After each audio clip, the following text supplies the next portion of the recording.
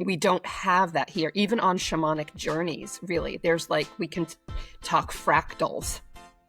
That's what most shamans do. They'll take a fractal, they'll get soul elements, they'll do entity removals, that kind of stuff. This is like soul. You're connecting with your soul. We are learning as a society to connect with our soul. This session that you had with me was just an introduction to what you're going to be able to do and what we're all going to be able to do for ourselves. Right now, we need each other. We need to ping off of each other. You are listening to the Say Something Serious podcast, a podcast about best friends and big topics. Thanks for joining. Hi, Jodi. Thank you for coming to Say Something Serious. Thank you so much for having me. So excited to have you here. Jodi Powers is a celestial shaman who I have actually seen and done a session with. She came up with a unique modality that she calls straight to source sessions. And she's also the founder of the Path of Masters Mystery School in Holyoke, Massachusetts. So we are so excited to have you. I know this is Mindy. She's my best friend from childhood. Thank you for being here. Jodi and I actually met like 10 years ago, I think. Yeah. We worked together. And even back then, we were both like pretty witchy. I remember we were one of the connected. houses, yes. We Definitely. had like a really strong connection. We did a bunch of work together. And it started out really professional, and it was always professional, but we kind of like got to know each other a little bit more and more. And by like one of the last houses that we sold together, we did like a Samhain fire circle and a blessing, like a Wiccan blessing on the house before I put it on the market. And I was like, this lady, she gets it. She knows what's up. Yeah. And I believe that ceremony was what was in our best and highest good. I agree. That is what it was. It wasn't just for the house. It was for, in general, our best and highest good for both of us. And we separated after that. Yes, we stopped. And now we're back together. And now we're back together. It and just feels so totally divine. And things. I'm getting the truth bump chills. Oh, I love that. Just saying. I love that. Yeah. So tell us about, you and I had a session where I went in, I was getting a lot of signs about Merlin, which is a person, also a spirit, also sort of an energy and an idea that helps some people, especially people, right, like in the Fae kind of. So you were getting Merlin's energy because you recognized Merlin. That's something that you could attach and recognize in your experience. But Merlin is an ascended master. Actually, most people know him by Saint Germain. Okay. Also, possibly Shakespeare.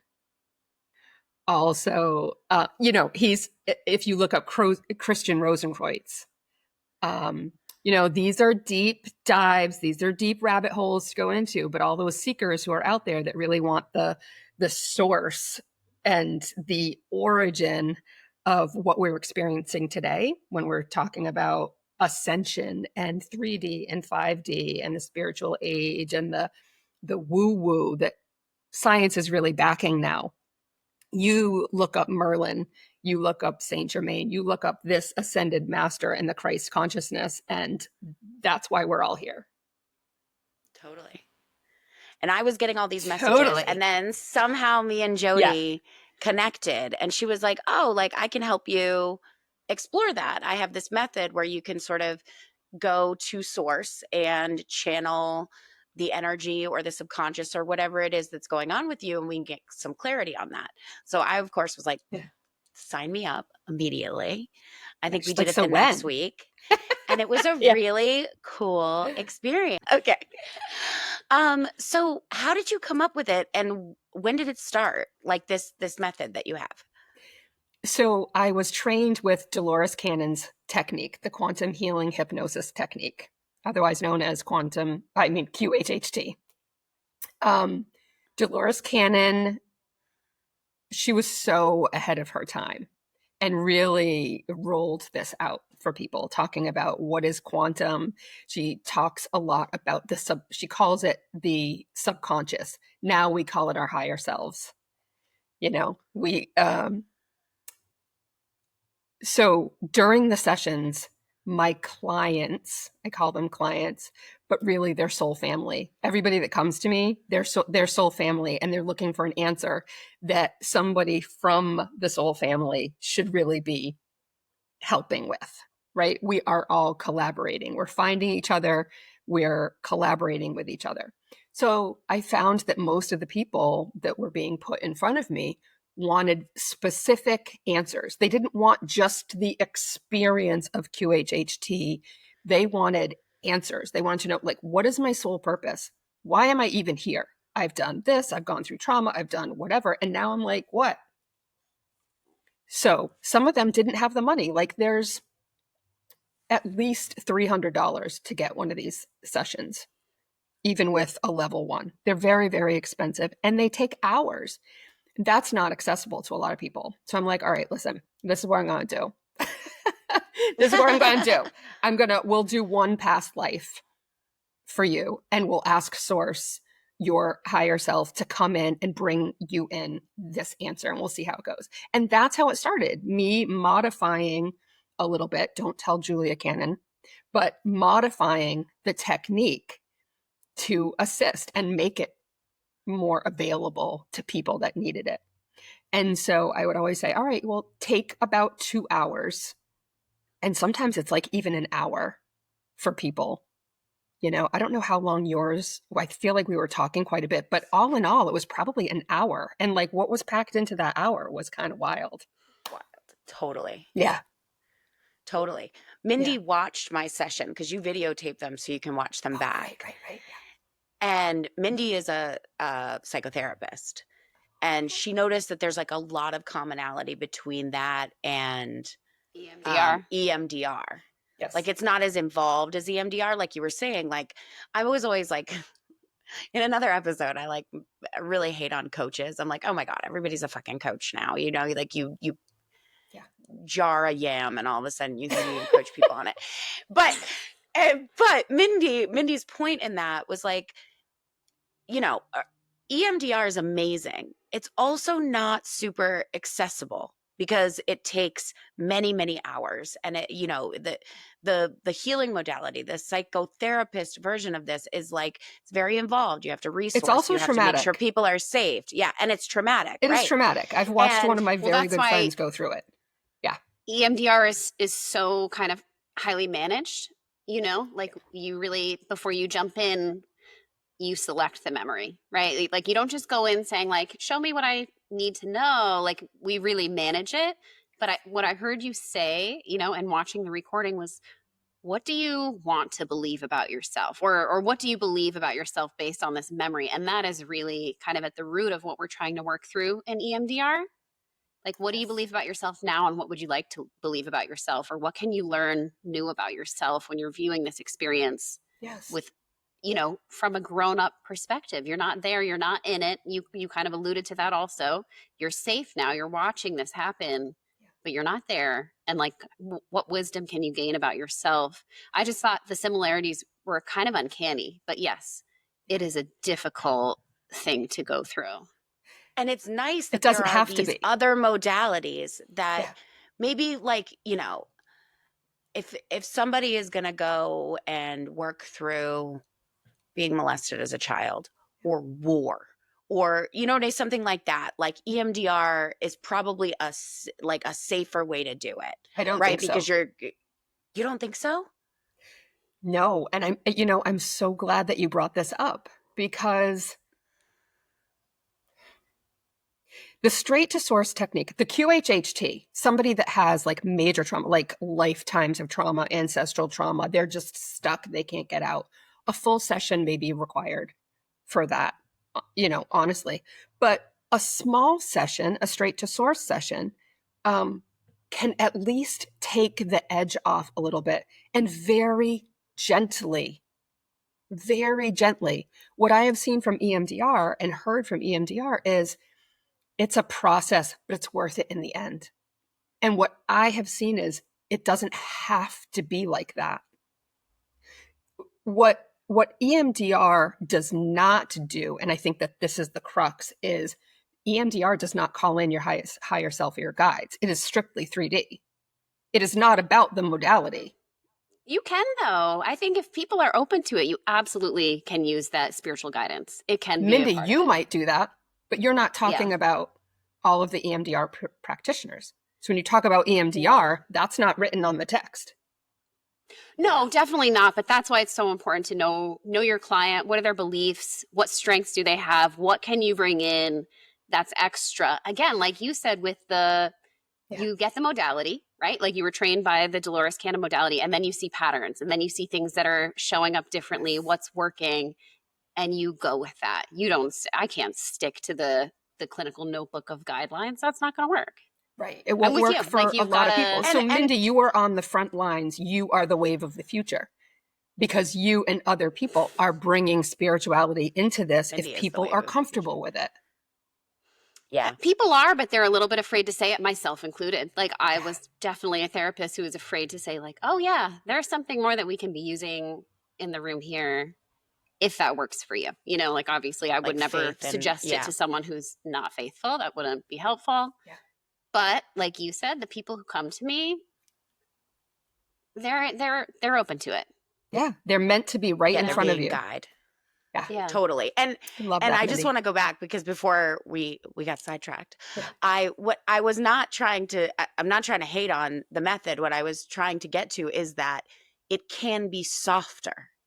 Like you can have healing that is not like, you know, as earth shattering. Like you're saying, yeah, you can do the earth shattering stuff. Sure. But like not everybody has time to unpack absolutely all their trauma. And what your method can do is like, hey, I'm feeling dis-ease, or I'm feeling like I'm seeking something. Can you give me that answer? And your approach is a really like soft, accessible approach where you don't have to do the months of resourcing, and you don't have to like make sure you're ready to unpack something really scary. Yeah. You can say like, what is this thing? Like, what is my higher self looking to teach me right now that like I can put into action tomorrow? And there's my point is there's value in both. Right? Yeah, and I don't want to hate on EMDR either. I've certainly gone on multi-year psychotherapy journeys that I do not regret. You know what I mean? But not every healing is that kind of healing. Haven't we? Yeah. For sure. And a lot of people will come and be like, listen, I have been releasing trauma for decades. I'm like done with it. Like, at what point does this stop? I'm like, I get you. I agree. Let's find out. Yeah. Let's find out. And, 100%. You know, let's be honest about trauma. EMDR is a lifesaver for people because it is one of the only things that we have found that really works because we don't know. We as a society, with people with PTSD from the war, we can say, oh, we're treating their trauma. Oh, what's that? Oh, with Ativan, right? Mm-hmm. Or we were just trying all different things. EMDR works. It does. Yeah. So we certainly can't, you know, bash that for sure. But there are going to be more and more practitioners like Mindy willing to put it out there and take a risk and say, you know what? If you're comfortable, I'd like to try this quantum realm. You know, you don't have to say, we don't have to say God. We don't have to put religion. We don't have to whatever. This literally is quantum, spiritual, whatever phrase we're comfortable using. It's not in your books, is all. Yeah. I think what helped me become a better practitioner of it, because of course you get the textbook, you have to follow, you do have to ask the questions in a certain order. I get it. Yeah. But what helped me be a better practitioner was to go and do it myself, you know, with my own therapist, and really experience, number one, like you said, how difficult it can be, and how, like, I would definitely notice maybe I process a big memory that I know I had to process. And, you know, Erin and I had this conversation earlier of like fear of being seen that I might have had before. And she's like, do you know how much you've changed in the last 3 years? You used to make me take down Instagram posts on my private page because your picture was on it. And now you're like talking to the internet about spirituality, you know? But like going through it myself, but I definitely can say like it can be difficult when you get into those memories that you might want to process. You know, the dreams can be vivid, the irritability can sink in for a couple of days if you're not well resourced and taking care of yourself in the meantime, or if you leave it open in between sessions. So for that, I might say like, let's do a 2-hour. Let's maybe give the extra time, do the 2-hour session, or at least allow for that so you can get through the whole memory and not have to like wrap it up in a box for next week. You know, Erin is like, yeah, I'm not doing that. But some people need that. I think, you know, the paradox of this is that sometimes the sessions are so subtle, people can really undervalue them until months and months later. And, you know, I say, hey, I'm just checking in. It's been about 6 months. And they're like, oh my God, I've been so busy. They're busy living. They're busy living their life that they want to do. And they just needed a little bump one road or the other. But sometimes it's like, listen, nothing happened to my trauma unless it's a huge like tower moment and really feeling and expressing. And they need that. It's nice to have a choice. And they need maybe the insurance that's going to pay for EMDR. Right. Yeah. It's not going to pay for QHHT or straight to source. It doesn't really pay. A lot of EMDR therapists don't take insurance because it doesn't, you know, that's another issue. So we slide, right? Like if you're someone, I don't take insurance, you slide when it is appropriate. Like you have someone presenting that, like you said, maybe doesn't have the resources. You work with them. You work with them. Or them. I do. I can't say everybody does. Not everybody does. Yeah. That's what we're called to do. My session was really profound. I did go back to a pretty dark memory, but the insight from it was really wild to me. Like I've processed those memories with therapists, with other shamans, with energy healers, with Mindy on a bottle of wine. Like I have gone through the process. Not as a professional. I mean? and I'm sure all those other layers were important. Like I don't discount like, but the fact I really resonate with what you said about like, you get to this point where you're like, am I still fucking dealing with this? Like, how is this? What more can I do to make this trauma go away? And I didn't, because of the way that you coach in your sessions, I didn't feel that immediate, like, oh God, we're back here when I was in it. Right. But if you would ask me outside, I would have been like, oh, I don't want to go back to that fucking house. And I didn't pay to have to do this again. Right. But let's be real. What came out of it was, so I had this traumatic memory of like a couple actually instances of almost being killed, and or believing that as a child anyway. And I you know, I've always dealt with the person it was and how like being scared and all it being dangerous and all of this other shit, right? And what came out of my session with Jodi was that when I made choices in those moments to fight instead of hide, that I had fundamentally broken a relationship with my own body, that I had betrayed my body, that I had told my body there is something more important than whether you live or die, and that I had been carrying around the consequences of that for decades. And I can't tell you, like, that has never fucking come up before. Like, and I've done so much work. Like, I've never, like realizing that the legacy that I have with my body now is one in which was forged in those moments where I chose to fight instead of keep my body safe, and that my body remembered that, was like, you know, I still don't know what to do about it, but I am sitting with this knowledge now, and I'm constantly blown away. Like, how did that never come up in therapy, in the shamanic healings, in the meditations, in the, you know, millions of things that I've done to try to deal with this trauma? How did that never come up? It just, but your source reading brought me there what, 20 minutes? I mean, it was early. Yeah. They triage. They're going to know what, and they being me, I'm the guide. And I like to think that I'm really good at guiding, but really what I'm doing is I'm allowing them to do their stuff and trying to take my ego out of it. And the form, sometimes like I have a good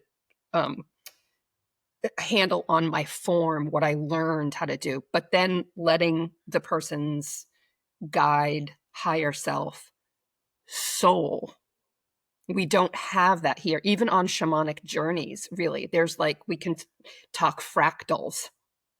That's what most shamans do. They'll take a fractal, they'll get soul elements, they'll do entity removals, that kind of stuff. This is like soul. You're connecting with your soul. We are learning as a society to connect with our soul. This session that you had with me was just an introduction to what you're going to be able to do and what we're all going to be able to do for ourselves. Right now, we need each other. We need to ping off of each other. You taught me. Every time I have a session, I'm like, wow, what a cool way to look at that. Now, what does Erin do with that information? That's the next great step. question. What you do is you keep tapping into that source. Oh, so like another session where we say, like, specifically, I want to go back to this knowing and I need guidance. My recommendation is always try to do it yourself. Ask. Go to sleep at night, and before you go to sleep, say, I would really like to know what I can do to undo what happened. I love my body. I am so grateful for everything, that it has been through with me. It has literally carried me away to safety. I want to honor that and undo what I did. Show me something in a dream. And then if you don't get the answers you need, yes, of course, I'd be happy to do another session. I love it. But empowering people to do it themselves, that's what we're here for. That's what we do for each other. That's so beautiful. That is so beautiful. And I watched the video and I can see like what you're saying is you brought her to a place where she was able to connect with her highest self. Mm-hmm. And what you're saying is like this skill, like you're doing this, right? Yeah. Like you are the facilitator, you brought her to a place, but the connection was made between her and source or her higher self. Yeah. And you have that skill. And I heard you say that like at some point throughout the session that like you were empowering her, like good. This is here for you to access. Mm-hmm. And so, yeah, like to not give up on that practice. It's available to you. Yeah. That's and you use thing you cards learned in that session. Right. Yeah. Yeah. And we have the tarot cards. What are we doing? Are we actually talking to the cards? No. We're not talking to the cards. So, expanding our view of what quantum means, what this realm means, what our higher self.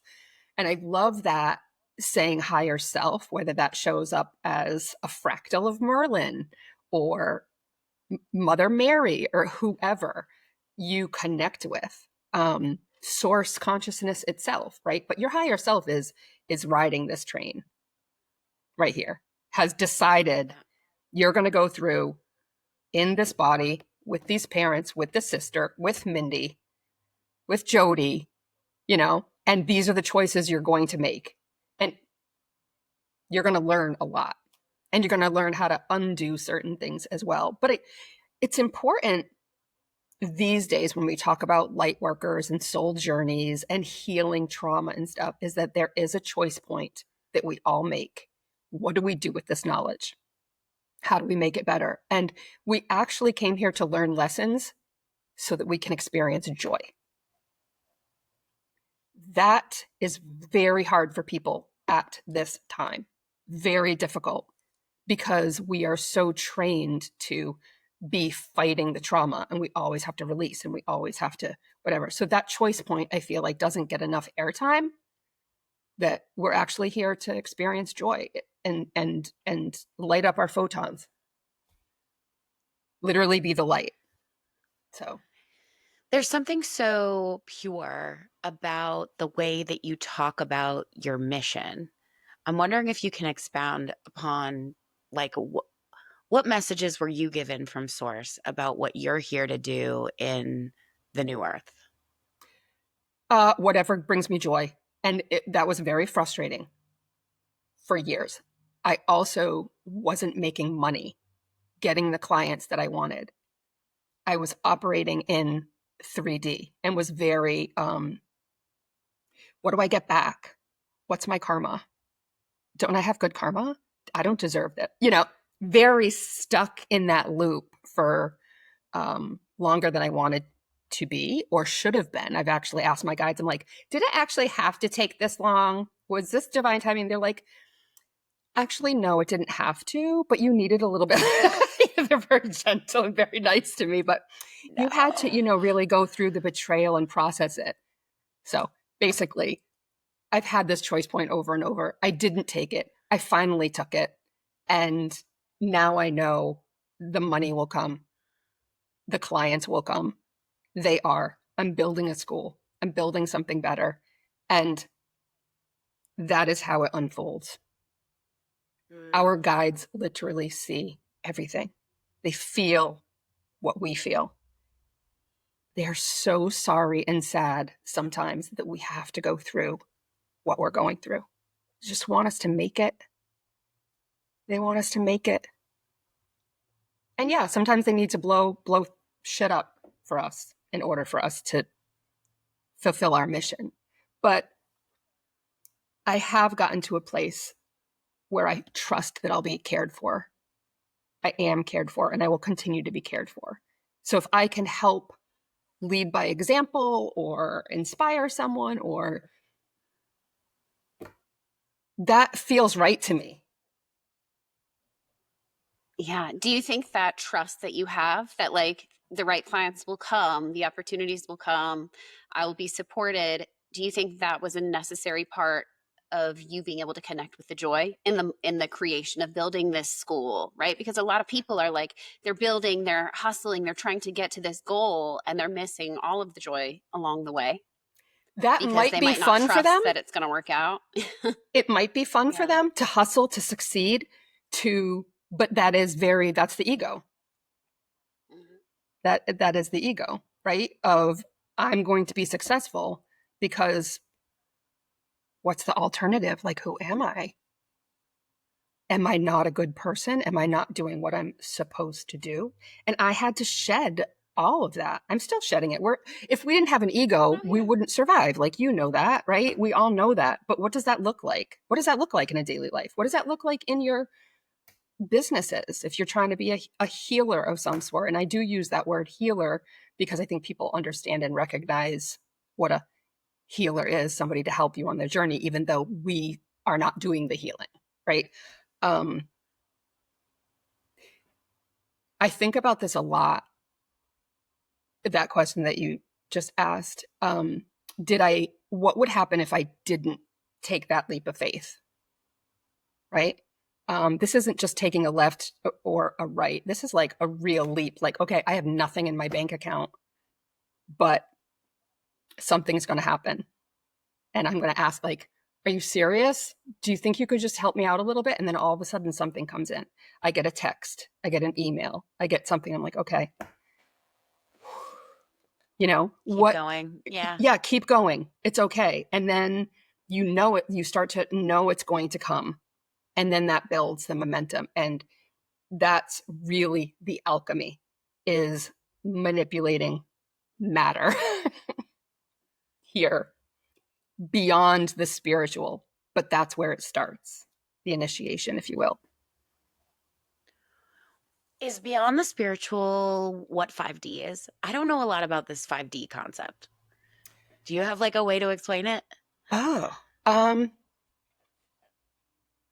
5D is much less. 3D is the matrix. So okay, that's like the Maya. Yes. So okay. 3D is our physical world. We can knock on this desk, but we also know that this desk that I have in front of me is really a bunch of molecules that are put together in a way that I can see it and feel it, but it's malleable as well. I don't think I did a very good job doing that. 5D is lighter. I know what you mean. You do. Okay. I know what you're saying. So 3D is like the matter. The matter. Yes. What is there 4D? Why did we skip to 5?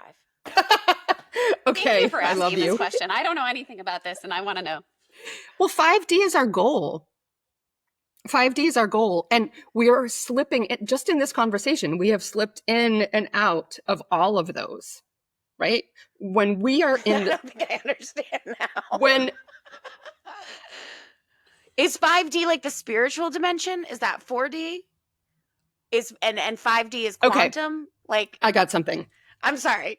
Don't be sorry. I should be able grade. to explain this a little bit more cohesively. Christ consciousness is 12D and above. We can't be Christ consciousness or Saint Germain energy. We can only hold right now enough 4D and bits of 5D in our photon soul.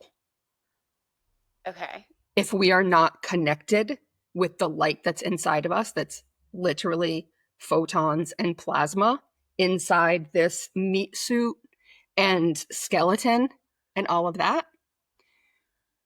So we want to like blast open this light with joy and be lighter than our dense physical body.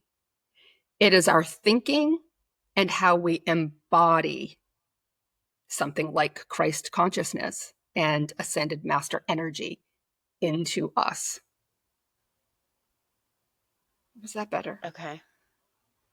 I don't know. Kind of. Is there a book?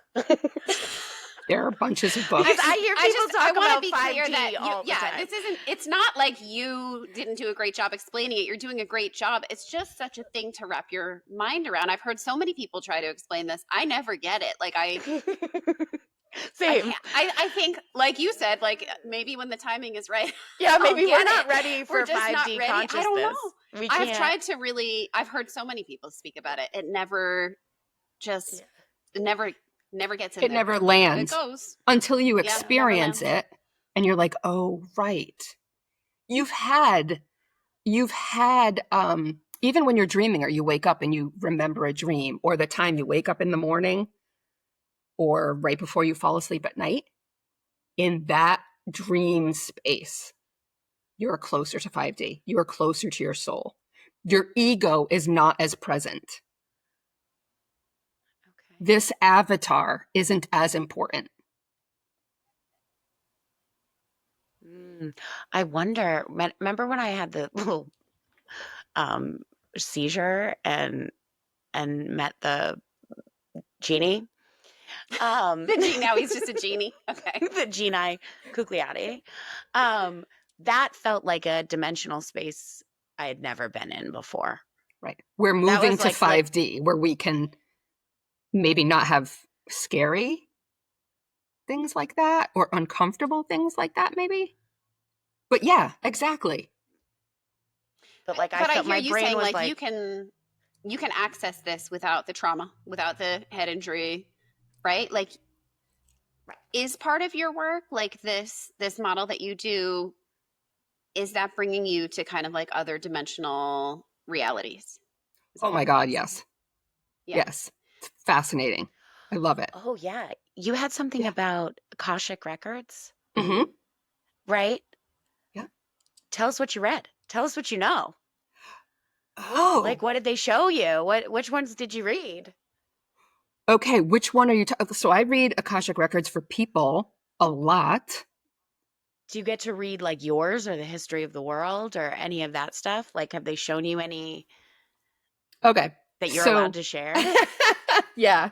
I get a lot of my information downloaded through the Akashic records in channeled poems that I put out sometimes on social media. But that we are not alone here. And we're not talking about aliens from Mars and this and that, although that's part of it. It's just that we are here to experience this physical embodiment to learn love. And so here's something that I got in the Akashic Records. I was like, okay, everybody's talking about love. You just have to love. Just love. And I'm like, okay, what does that mean exactly? You know, like so many of us have loved so hard and so long, like we were smashed like a pancake. Like, I'm not doing that again. So now what? What is love but acceptance? And then I got a whole poem about that. What is acceptance? Non-judgment. What is non-judgment? Allowing other people to have their experience, helping when you can, how you can, but also letting them be. Not feeling sad for someone else in a way that makes you feel better. Right? That kind of stuff is what they're giving me. Right now, it's the message for healers, people who want to be healers. This is what you need to do. You need to take a leap of faith. You need to focus on joy, but it can't be selfish. Like, that's the kind of stuff I get. And also, you know, going through people's past lives. You talked about the trauma that people need to see. Why am I always afraid of fire? It's so weird and I can't get over it. Okay. The guides will show you this is why you're afraid of fire. And also, we'll cleanse that out for you. Right? And then they'll quit smoking. They won't be afraid of fire anymore. Like, this is all part of our soul contracts. And our history sometimes that bleeds in to this life. It's a lot. What is your conception? I love it. I want it all. Okay. What is your conception of what soul contracts are? Like with yourself, with others? Do you have like a view on that? Yeah, that's something that is explained a lot. So now I have an understanding of how they work. So we have our soul family, our oversoul, maybe the monad. Yeah, our soul family. Let's picture up in the cloud. And we are in this cloud, in this dimension, if you will. And we're like, I really want to experience that. I want to experience what it's like to fight for my life. And someone in your soul family would be like, I'll be your sister. I'll be your friend, and I will go pick you up. Right? I am going to help you through that. And then I'm going to leave. That's all I'm going to do in this life. So you're like, wow, that person like kind of dropped in and was so important. Or I'm hearing a teacher for someone who's going to listen to this. A teacher came in. You're like, oh, I wish I could say thank you to that teacher. Or is that you, Mindy? Okay. That's me. I was thinking about a teacher this morning that I was like, I have to find her and just like send her a card. I'm thinking about it this morning, like my 8th grade teacher. Yeah. Marsha Curtis, if you ever find this. Shout out to Marsha. We love you. Yeah. Yeah. I was So thinking that's about that this morning. that's kind of how it works, right? And Marsha doesn't know it here, but you guys decided on that. Doesn't mean that in this incarnation, you don't say thank you. Like, well, we had a soul contract. Like, she was supposed to do that. You know what I mean? Yeah. Send the card. Send the card. Send the card. Well, I've been trying to find her. Yeah. The human connection is a really important part of the experience too, right? Well, I needed to learn this in a way to forgive the people that really betrayed me, or that I felt really betrayed me. Because the people that love you absolutely the most are the ones that will be like, I will go in there and I will teach you that lesson. I will freaking abandon you. I will whatever. Yes. Jaw dropping, because that is an interesting, really interesting way to view it. And I have never thought about that. Yes. Wow. I was also told, though, remember, they are still playing their roles in this lifetime.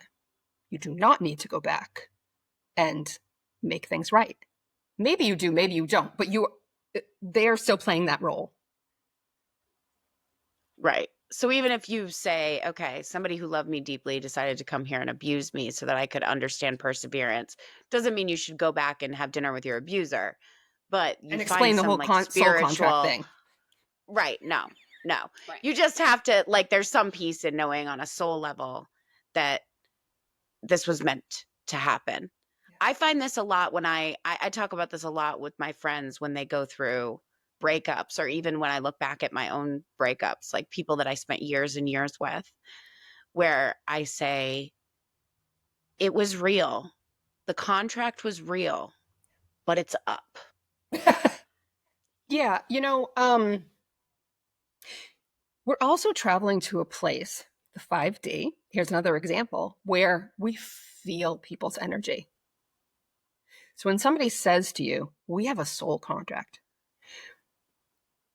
what is that person's definition of a soul contract? Because for some people, it means you owe me. We're together. Where are you going? Right? Or even a cord that is sucking you in with fear, obligation, and guilt. We are supposed to be able to feel the energy beyond words. So maybe that soul contract was you empowering yourself, and that person was the lesson. And yeah, One that's way hard, I think this real hard. concept, like, It is hard. is really you're really able to see it in the physical space. This concept is when there is a divorce with children involved, like most of the time, I would say 90% of the time, let's hope, they will never regret the child, right? They will never regret the child. And so you say to yourself, I can't believe I married him. I can't believe it. But it's like, yeah, but you had a contract, and now there's Julie. Julie was the contract, right? She needed to be here, and he needed to be her father, and you needed to be her mother. And there's just no way around that. Like that's an agreement that was made beyond your control. And that doesn't mean that you need to, go to Boca Raton with this man in your 90s, but it does mean that it was meant to happen. There was a contract there. You know what I mean? Yeah. My fiance has that. Like she's been divorced, and I can't believe I did that. Whatever. And it's like, but I have these 2 stepkids, and it's like the world can't there is no universe in which they don't exist, and that their experiences, they're adults now. Like you can see their life is shaped, and the beautiful people they are is shaped by the fact that that is their father and you are their mother, and there was no other reality that could be. And so that was your contract, And most of now the you time, get to the marry kids me. chose That's us. your prize, right? Now you get the joy. You waited but so that long was for your it. contract. Come get me. Yeah. Yeah, that's beautiful. That really is beautiful. And there I is a think it's with grieving friendships and process, though. relationships. Yeah, a grieving process of, why did I do that? Why did I have to do that?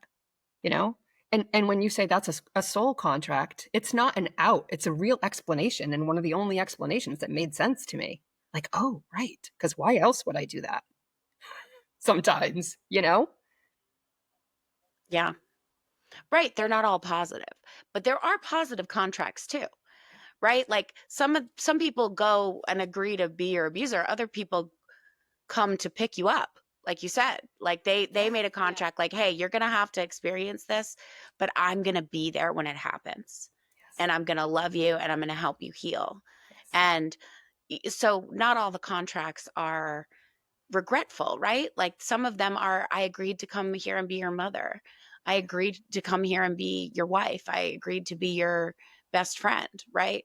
And those can be also very beautiful contracts. And I think we probably balance both because, the soul only grows during duality, during, contrast. Right. Yeah. So many things I could say about that. It's so profound, Erin. Is there a balance in soul contracts? Not always. Honestly, not always. Like some of us have come down here thinking it was really going to be so easy. And we need to say to ourselves and other people, like, don't think that your soul contract, when you thought it was so easy from afar and going to be fun, like you're doing the warrior dash or something like that, you know, and don't think you have to do it alone. You know, this was really hard. And you can take your soul contracts and be like, yeah, I'm good. I feel like I've learned a lot already. So let's just take it easy on the next ones, you know, talking to your guides. Yeah. And forgive yourself for thinking you needed to go all of this alone, was the message for this particular person. Forgive yourself for thinking that you needed to go through all of this alone. Yeah. I think a lot of people hold that belief, right? A lot of people carry their Yeah. pain really close and they are afraid of being vulnerable. And not everybody has had the safety of like developing those close friendships or relationships or had the support that brought them there, but it doesn't mean it's not possible, right? And I looked at your website and I think you guys do some work in community too. Yes. Right? Healing in community, which is a beautiful thing. So you get to have that shared experience of like, we're all carrying our own pain. It's part of being human. Yeah. And we can share it and we can still be lovable. You know? Yeah. You know what else I connect this to is there's always those things in your life that you have to learn over and over and over until you clock that, like, I'm here to learn that. Like, God damn it. Like, God is just going to keep putting me in one situation after another until I actually learn to not give my power away or whatever it is that lesson is, right? Yeah. And I envision that the people that some of the souls that you make contracts with are like, okay, well, if you don't like Jodi was saying, if you don't make that choice point at 20, I'll Here we come. come. To take this long. Yeah, like I'll come in at 25 and be your dickhead boyfriend. Yeah. And if you still don't clock it when you get rid of me, Yep. Joey's gonna come home and Seriously, ask though. you out. It's gonna be right there. In It's a gonna way be right you there. Like, I'm cannot rooting miss. for you, Erin. I'm rooting for you, Erin. Like, if you Yes. don't get, and then they're like, and if at 65 Yeah. you're still in this fucking situation, you're gonna have to try in another lifetime. Yeah. Because we can't send any more souls to teach you this lesson, girl. You know, like my parents, or the parents would often say, this is going to hurt me a lot more than it's going to hurt you. You're like, I don't believe that at all. It's such bullshit, right? But that's how our spirit guides are. Like, oh, I promised you that I would help you keep you on this path, whatever path it was, right? Or is. Mm-hmm. So I'm going to have to put the tree right out in front of the highway for you because you got to get off where you're going. But yeah, yes. I have a question. It's kind of related to this, but a little off. You're talking about like the tree in the middle of the highway. You've got to get off, right? Like, we're going to put something in the way. You're going to face it. You're going to have to make a choice. Mm-hmm. Do you think, when it comes to like spiritual awakening, Mm-hmm. right? Like, everybody's going out there living their lives. A lot of people are not really connected to this like higher self or the source energy, whatever it is that, resonates. Do you think oftentimes, I mean, I hear it a lot, that there's like a major event that leads people to opening up? Do you see that happening? Yes. Or like a major Yes. life change? Yes, major it's called issue? Dark Night of the Soul. It's called Okay, Dark here Night you of the go. Soul. Yeah. It is called, in the church, it's called existential crisis. Mhm. We now call it Dark Night of the Soul. For me, literally everything fell away. Everything. My children moved out. I was homeless, owned 2 houses, but was homeless. Like, just my back, my physical body, everything was taken away. What was I left with? And again, I asked my guides, like, did it really have to get that bad? And they're like, well, for you, it did. That's how, yes, seriously, that's how attached to this matrix I was. Who was I as a mom as a woman, this whole avatar, who was with me, who believed in me, who saw me for who I was when I didn't quite even know yet. I literally had to rebuild my life and cut everyone out so I could focus only on myself, my children, who I was, and depend on source. And then filter in some trusted people a little bit by little bit. That was 5 years ago. 6, 7. Yeah. I finally got it 5 years ago. Yeah. I mean, the more I'm like curious about this work and this like way of living, this way of being, I hear more and more like the back pain stories, right? That was my story. Like, it was like, I couldn't move my head and my neck. Like, what is happening? Yeah. Like all this searching. And then it was like, okay, there's something else that I need to pay attention to. And it's not here. Like, it's not in this room with me, you know? Right. You can go to physical therapy all you want. It might help a little. Yeah. Like almost everyone that I interact with, it's a very similar, like something major happens that makes you say like, let me pay attention to what else is here. Not what I've been keeping my eyes on all this time. Yes. You know? Yes. And we are, they're giving me the word explosive. It's happening in more frequency and more duration to people because we are moving to higher consciousness. And that's what people need.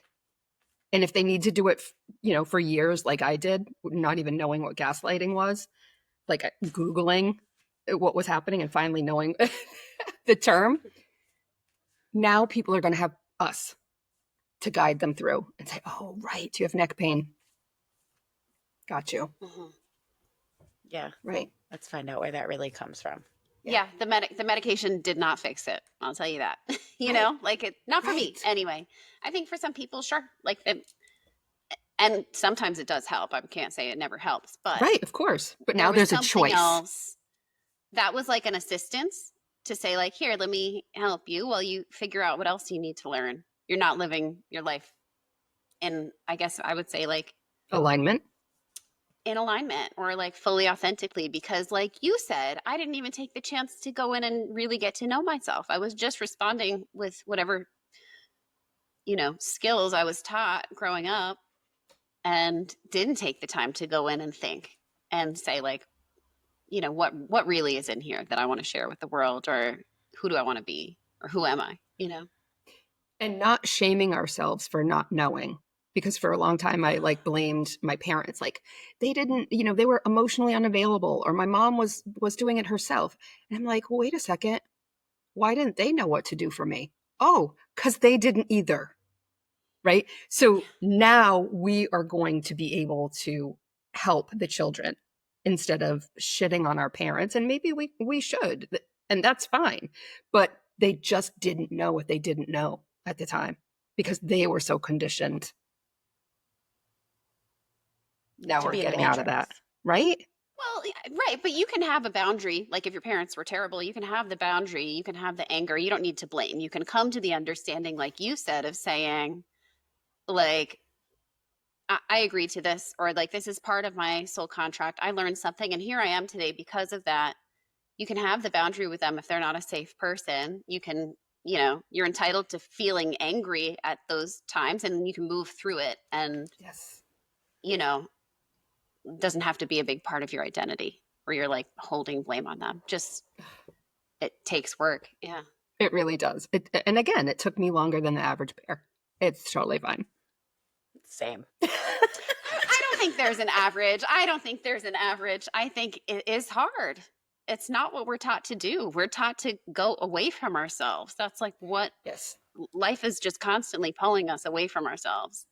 So I think but we also want experiences, right? I signed up for those experiences.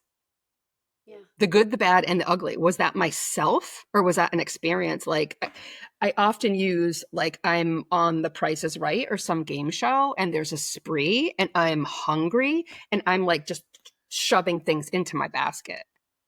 I want to experience this and this and this. So when I look back and I say, well, I didn't know myself. Well, number one, my parents didn't know themselves either. They were struggling. That was the 70s, right? And number two, I wanted to like move out. I wanted to be homeless. I thought this was fun, you know? And it's what you came here for. It's always easier to look back on it in hindsight instead of when you're going through it. Like I can sit here and talk about what I learned Taking all day. radical responsibility for your life. I think there's nuance to it, right? Like there are certain things that as middle-class white women, we have the privilege to look at this way, right? But for us anyway, there is a radical responsibility to the situation that you find yourself in. And when you're able to take responsibility for saying, I wanted this, and I must have spiritually created this, right? Like I'm in this, even like it's mundane things for me, like the struggle I have with keeping my house orderly and clean, right? Sometimes I just stop and I say to myself, you created all of this. Like you made that all literally of this is your happen. cup.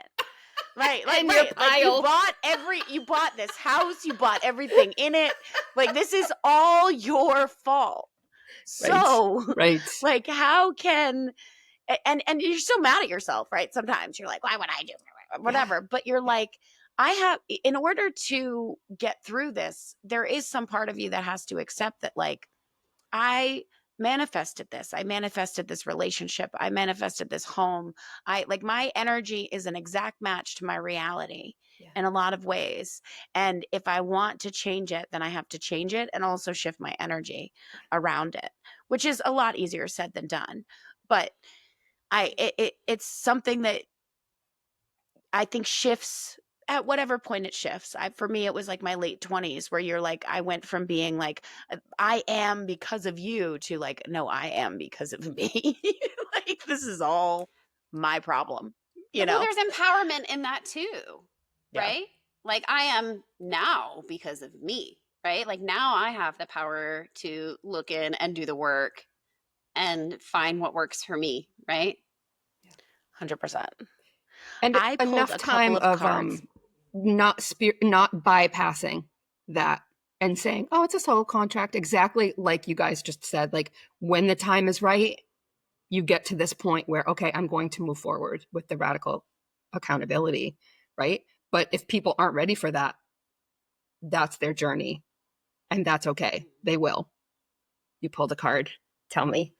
I pulled a couple cards, and they're bringing up something kind of totally new. So I wanted to see if you have any thoughts on that before we end, which is, do you have any belief systems around like us, the divine us, coming from different physical places, i.e. inner earth, Palladians, people that come from Sirius? Like, do you have any thoughts around that belief system? I don't know a ton about it, but that's what they're asking me to ask you about. So the Pleiadians are here right now.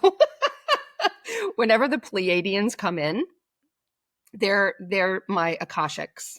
You know, they're my vortex for the Akashics. Are the Pleiadians? Oh, they're like literally in the room with us now. Before I got on, I was like, oh, I'm going to say my Akashic prayer. And before this meeting, and they said, we are here, we are here, we are here. That's the Pleiadians are here. So do I have those belief systems? Yes. Am I mortified sometimes to admit that? A little bit. A little bit. Because this is my reality. What are they? Entities? What are they? These are galactic guides. So I work with the council, the Pleiadian Council.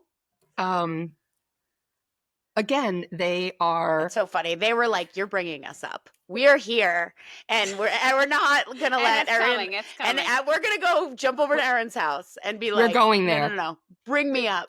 Yeah. So Pleiadians, Arcturians, Syrians. I don't know a lot about galactic history. That's not my thing. That isn't what lights my photons, but it is a very integral, they're saying integral part of the ascension, is knowing that we are not only are we not alone, we are supported, and we have, they're saying, galactic family that we can call on. Okay. Yeah. So they act as sort of like spirit guides, like Oh, people that yes. help with. Okay. Yes. 100%. Okay, I'm just like, I don't know anything about this, but have heard like bits and pieces, and I'm curious, are they with people only who are like calling in that energy and want to work with them, or are you saying like they're here kind of guiding the process unknown? Like, even, you know, I've gone to like the Joe Dispenza retreats. Everybody talks about like the blue beings that are there during the coherence healing times. Like, it's a thing. I haven't been to that part of it, but I'm always, my brain is like, I want to experience this. I'm very curious. Who am I to say, you know, anything? There's so much out there that we can pull in. Yeah. You want to pull in the blue energy. I guess this is like a blue time or something. And I was called to wear blue today. This is my life now. This is what I'm like, okay, blue, I'll do it. I signed up for it. They're saying we have a choice. We always have a choice. I signed up for this. So if they tell me blue, I'm like, that's easy. I can put on a blue, lapis lazuli. I can do this. It's, you know, they're not asking me to run out in traffic or whatever. Yeah. So that's the disclaimer. But the galactic history is important in knowing ourselves and the sciences of it. They are so rooting for us. And the galactic history has been suppressed and hidden for a very long time so that we felt that we were alone. And some people will say, well, it has been hidden and everything so that we didn't know our power. I think that if we knew our power, we never would have had the experiences here. Right? Like, so if you know that you have a superpower when you're 4 years old, what kind of childhood are you going to have? Is it going to be average? Maybe you wanted an average childhood because all of your other incarnations on other planets or something were super and you had superpowers. So this average one looks really attractive to you. That's how we feel about the galactic history, right? Is that we have pieces of us. I have a soul contract with the Pleiadian Council. I have Arcturian bloodlines, ancestry, if you will. We all do. We all do. This planet is a lot older than we know. And we're finding that out every day. With every calamity, with every earthquake, we find something else. Oh, by the way, the Earth is older than we thought. We talk about Pangea. So if the Earth is older than we thought, what was here before us and what took those civilizations away? I mean, it just is so big and expansive. And I like how you framed, like, it's not a conspiracy. Like, it's available. I feel that way about like most conspiracies. It's something I say to especially like Republicans a lot. I'm like, just because you didn't know about it, right, doesn't mean somebody was hiding it from you. Like, you could have looked up monetary policy at any time and you would have known this. Like, it's on Wikipedia. Like, this is not a conspiracy. This is just, you didn't know. Yeah. Right. And it's kind of the same way with that stuff. It's like, they're not trying to hide the truth from you. Like, it's been available for as long as libraries have been available, right? But you just didn't know about it until you did, and it's all meant to be. Did you stop recording on purpose?